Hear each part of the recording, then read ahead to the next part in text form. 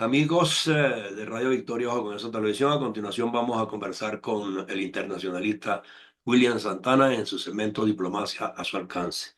Y lógicamente, William, no podemos apartarnos del tema de la situación actual a nivel global. Y es que estas amenazas de una guerra nuclear, donde Putin pues, se empeña en que si le tocan un pelo, él va a disparar esas armas, pues no le importa quién se afecte ni cuánto se afecte, ¿no?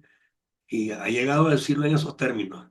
Y en la televisión española, rusa, inclusive dicen esto y estos países de Europa Occidental serán afectados de manera directa. O sea que si la OTAN reacciona, él es capaz de cualquier cosa. Yo no sé si nos está diciendo que es loco o que lo que quiera pues es acabar con la humanidad. La verdad es que no entendemos. Y pactos por aquí, pactos por allá, acuerdos aquí, acuerdos por allá sobre esa situación.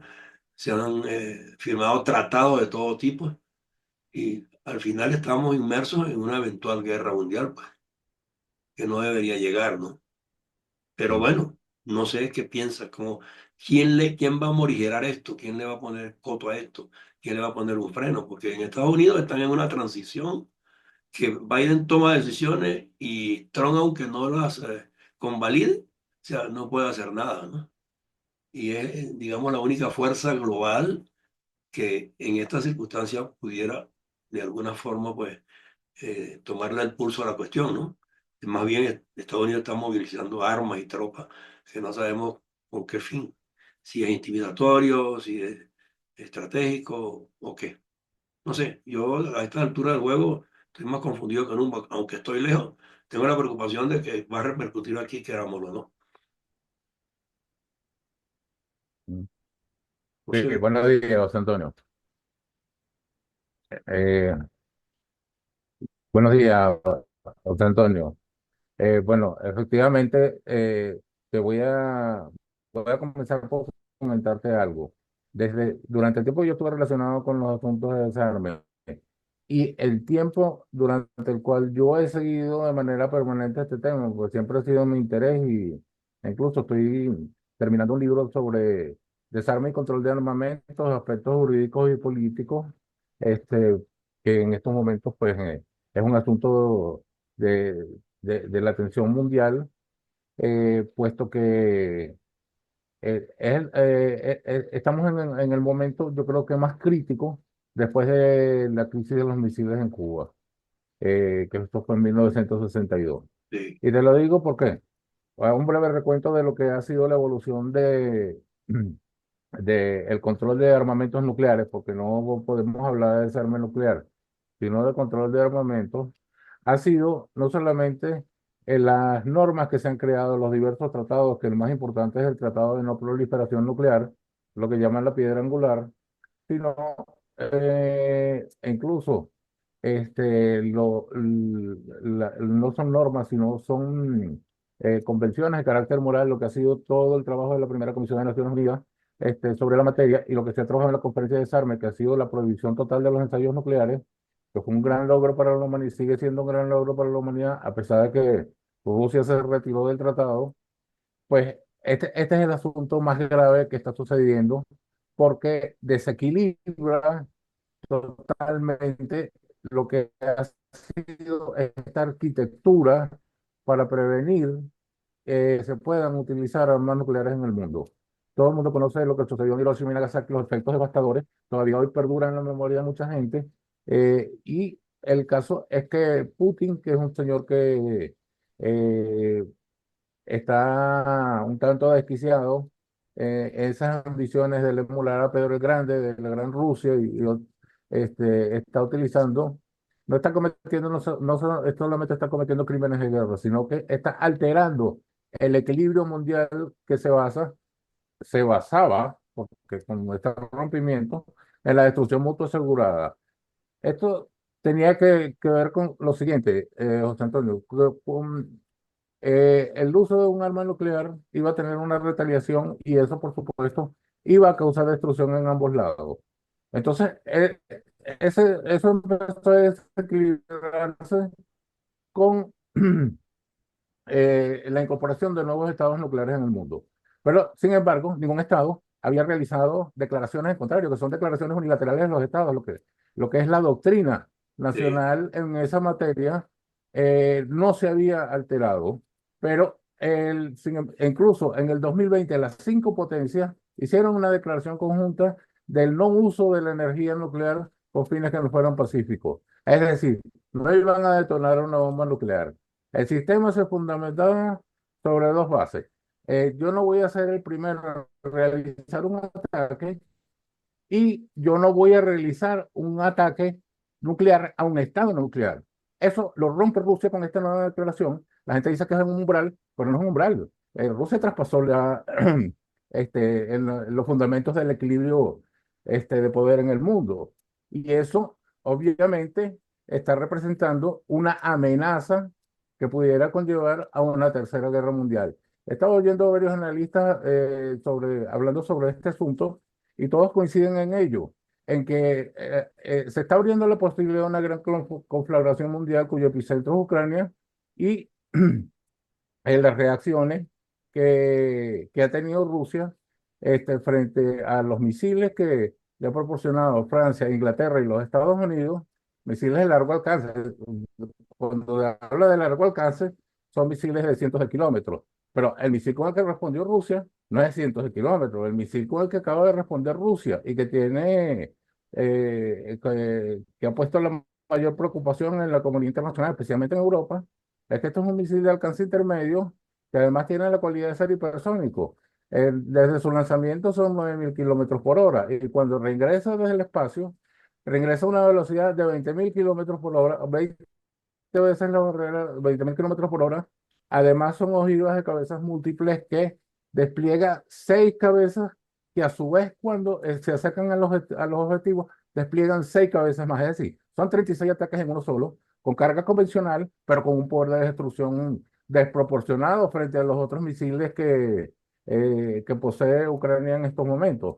Entonces esto, por supuesto, está ya en Europa es de la mayor preocupación. Mañana va a haber una reunión autoridades ucranianas dentro del Consejo Europeo y, por supuesto, todo esto se va a remitir a la OTAN, al comando de la OTAN, quienes van a tener que tomar medidas porque esto ya está poniendo en peligro la seguridad territorial rusa. Esto ya es el preludio. Un ataque de este tipo se puede considerar que es el preludio de un lanzamiento, de un ataque táctico, que un ataque táctico es nuclear y, por supuesto, que eso va a tener consecuencias impredecibles. Mira, aló. yo estaba pensando en lo siguiente, las graves, son sumamente graves porque, ¿aló? ¿Me Sí, oye? adelante. Ah. Sí, sí, adelante. Ok, son, son sumamente graves porque Rusia está dejando abierta la puerta para atacar a aquellos estados que le han facilitado el momento convertido a Ucrania. Es decir, a Francia, Reino Unido y los Estados Unidos. Entonces, fíjate tú, ya el nivel de conflictividad que puede haber en el mundo, lo estás viendo tú ya. Esto es el escenario de una guerra mundial, que va, como te dije la otra vez, de Corea del Norte, pues hasta los Estados Unidos.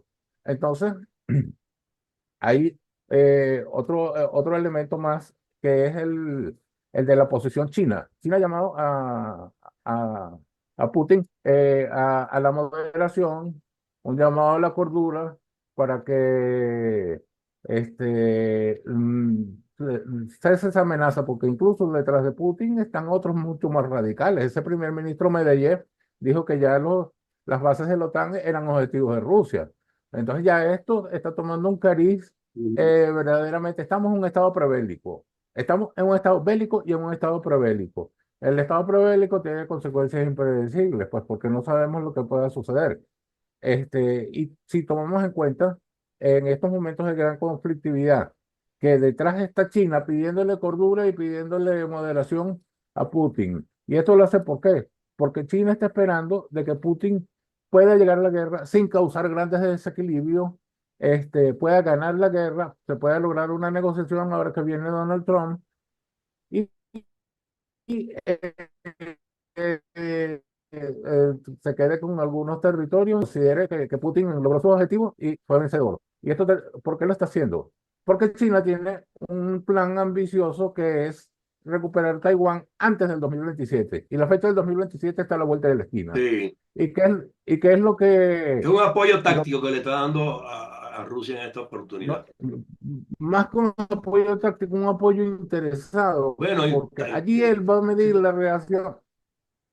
Sí, sí, exacto. Vamos a decir táctico interesado. sí, El caso es que allí va a medir cuál es la reacción de Occidente. ¿Cómo reacciona Occidente frente a que Rusia logre sus objetivos de tomar las zonas de Donetsk, el Donbass, y, y logre impedir de que Ucrania se adhiera a la OTAN? Entonces, si se logran esos objetivos, se siente que Rusia está victoriosa, pues mira, a China eso le abre una puerta para invadir Taiwán. claro, Porque si no hicieron nada aquí, tampoco van a hacer nada de este lado. Y ese es un objetivo que tiene entre ceja y ceja Xi Jinping. sí, Antes del 2027 tienen que recuperar Taiwán. Entonces, el, esto no va a ser tampoco quizás como lo esté planeando, pues, porque los eventos que se puedan suceder, ya tenemos un indicativo de que pueden ser sumamente graves. Ya Estados Unidos está instalando bases en las islas de Japón, bases con misiles, y aquí venimos a otra cosa. Lo que no se ha logrado en el mundo, José Antonio, en estos momentos, ahí fue un descuido grave. Es que cuando hace 25 años se firmó el CTBT, que fue el Tratado Comprensivo de los Ensayos Nucleares, se acabaron las negociaciones dentro de la conferencia de desarme y quedó pendiente un asunto que fue el de control y la limitación de misiles balísticos en el mundo. Entonces, ¿eso qué es lo que ha producido?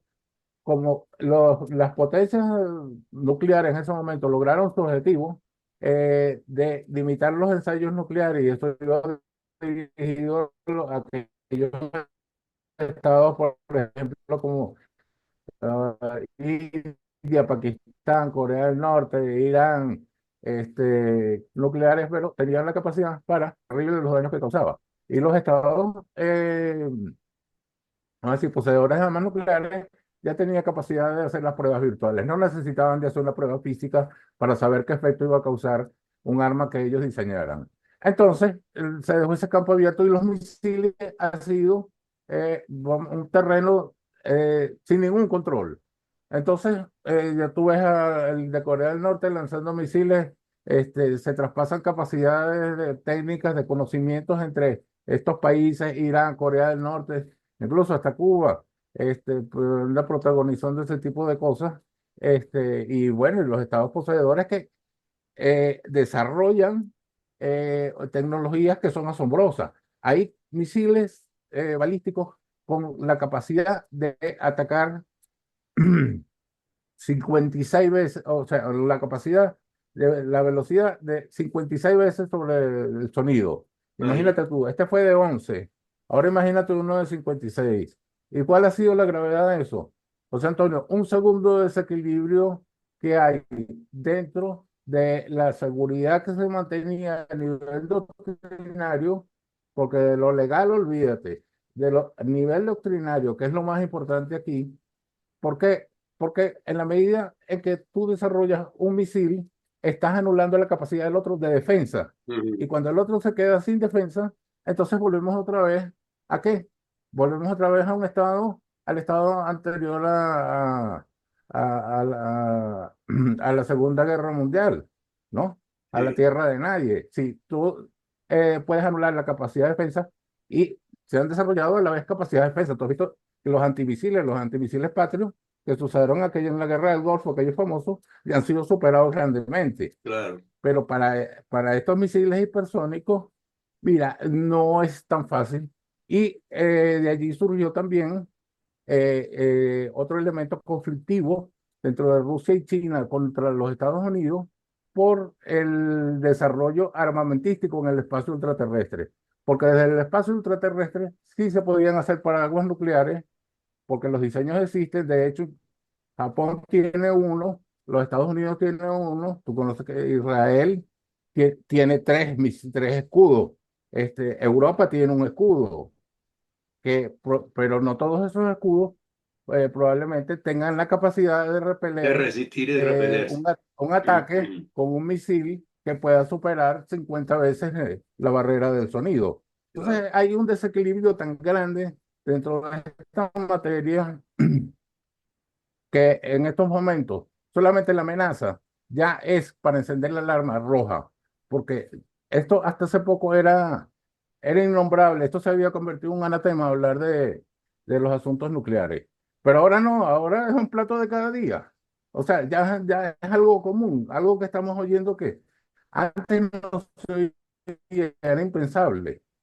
Y tenemos un componente adicional dentro de todo este esquema, vamos a llamarlo ahora, de inseguridad, porque es lo que es en realidad, que China, sin hacer cambios doctrinarios, ha hecho un cambio fundamental dentro de su limitada capacidad nuclear, porque China no tiene muchas bombas nucleares, las está desarrollando, pero se suponía que eran unas capacidades limitadas por su posición territorial. Sin embargo, ahora lo está elevando a un nivel de capacidad mundial, construyendo submarinos y Sí, construyendo portaaviones que son capaces de colocar misiles en estos momentos en cualquier mar de la en Tierra. cualquier mar de la tierra, sí.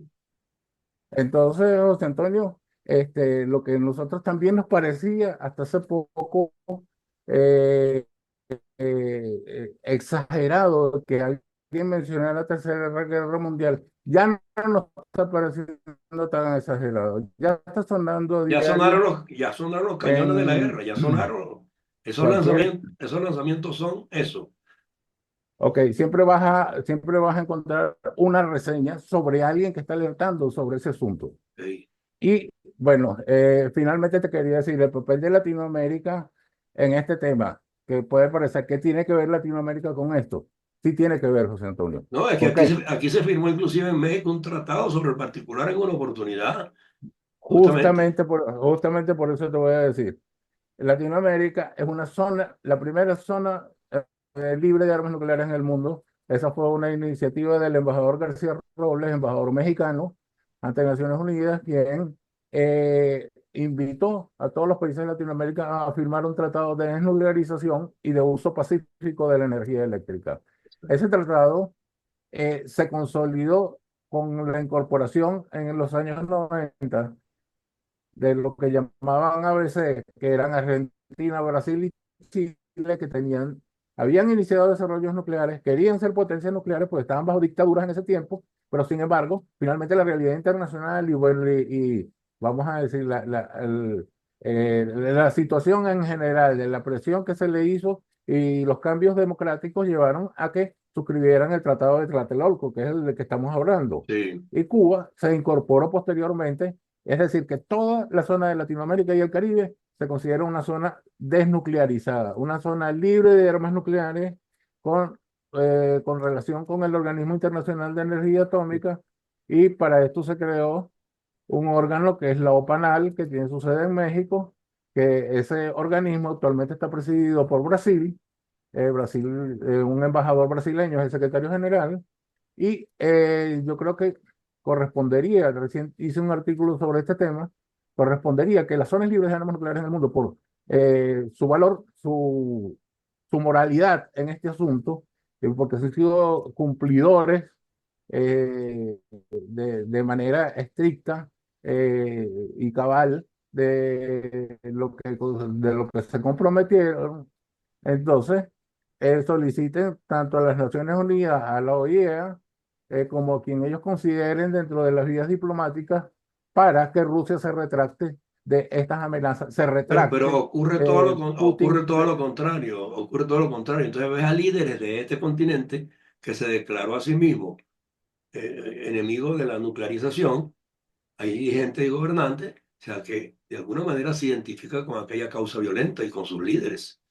Entonces no te extraña que en un momento dado, pues, renuncien a los tratados, inclusive. Pero, José Antonio, aquí Hay habría que de poner todo, y el hay de acento todo.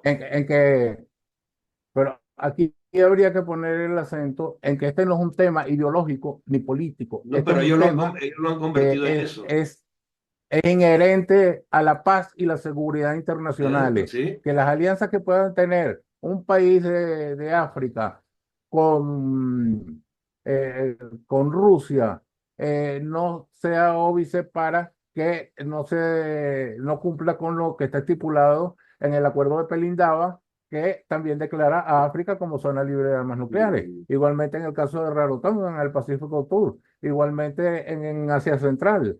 Eh, Todas estas zonas nucleares tienen esa, esa potestad de declarar sobre lo que es el asunto que en estos momentos pone en mayor riesgo la paz y la seguridad internacionales. Yo estaba Ojalá pensando que haya un pronunciamiento, porque que hasta ahora he visto mucha discrecionalidad al respecto en muchísimos de estos países que firmaron esos tratados antes, ¿no?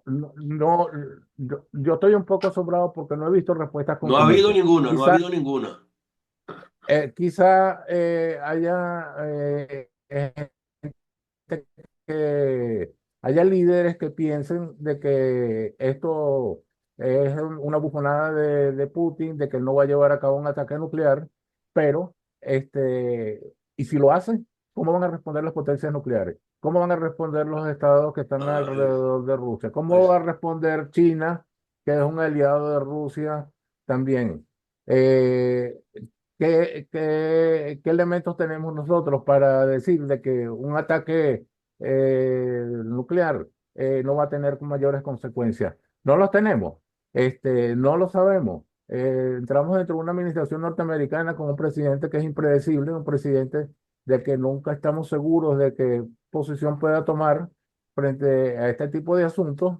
eh, y el riesgo que corre la humanidad en estos momentos es que una permisividad de ese tipo, de no hacer nada frente a una posible bomba que se le ocurra, una bomba táctica que lance Moscú, ojalá Dios no lo quiera, que la lance sobre Odessa, que es el puerto más importante de Ucrania, que la lance sobre el Dnipro, que es la zona industrial, que la lance sobre la misma Kiev eh, y no haya una reacción. Si hay una reacción proporcional, ya esa es la Tercera Guerra Mundial. Si no hay una reacción proporcional, nosotros entramos entonces dentro de un umbral en donde la permisividad que había evitado la no proliferación en el mundo, los tratados de no proliferación y todos los trabajos de la Asamblea General y los trabajos que se han realizado a nivel global, incluso la Corte Penal Internacional, pues se caigan al suelo. Y si sí. se caen al suelo, pues el mundo quedamos otra vez como Hobbes, quedamos en esa sin reglas Atrapado en el barril de pólvora. Mira, entonces, hay una declaración de Trump en estos días que a mí me llamó la atención y él dijo, soy el único presidente en 100 años que no ha iniciado una guerra con nadie.